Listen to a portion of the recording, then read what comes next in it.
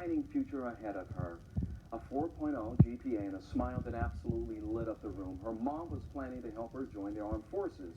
But instead, her mom is now on a crusade to find her killer. Vinnie Politan has her story. Randisha Love got off the school bus as usual. She walked home and called her mom as usual. But what happened next was anything but usual. Someone shot her 5 times in her College Park home, and 2 years later, police are still looking for clues. And they're never made whole. We talked to Randisha's mom. So let's go back to that day. So your daughter gets off the bus and she walks home this way, and she goes right in the house. She usually calls me as soon as she gets in to let me know that she's home and everything is okay. So and she called you that day? She called me that day was no different than any other day.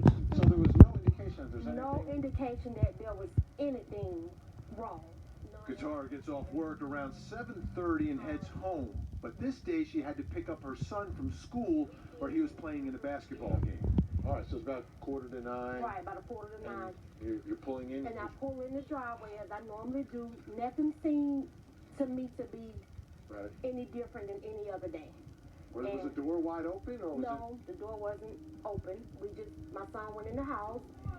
I walked in the house as usual, and I'm looking at my son because he has this blank stare on his face, but I still had no idea of what was going on.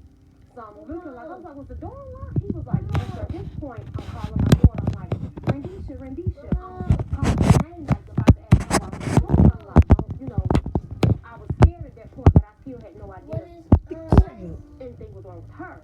So my son looked at me and he goes, Mom, she's right there. And I looked down and she was literally right in front of me. Had I taken 2 more steps, I'd have tripped over or stepped on her. She was laying on the floor and I walked and I saw blood and I ran out. Was she breathing? Ma'am, no. I look at my daughter and she's there in a puddle of blood. And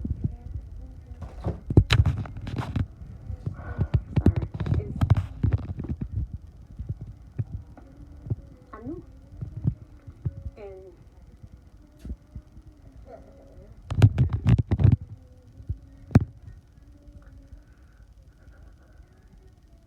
I could never imagine when she called me and told me that she was home from school, and her and I laughed and talked, and I could never imagine that would be the last time I spoke to her.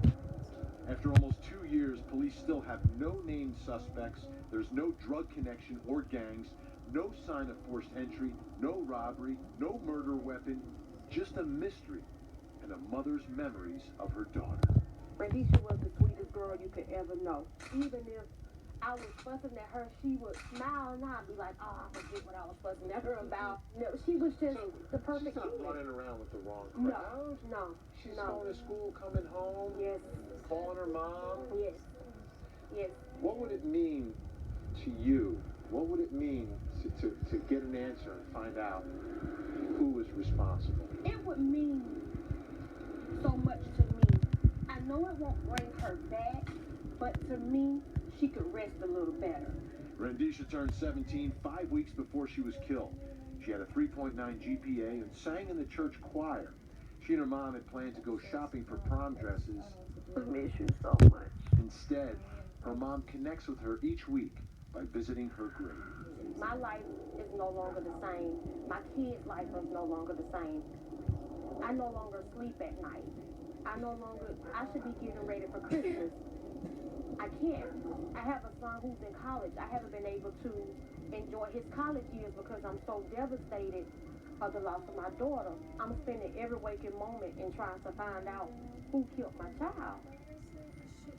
All right, so anything about Randisha's Love's murder, call Crime Solvers at 404-577-TIPS. They would love to hear from you.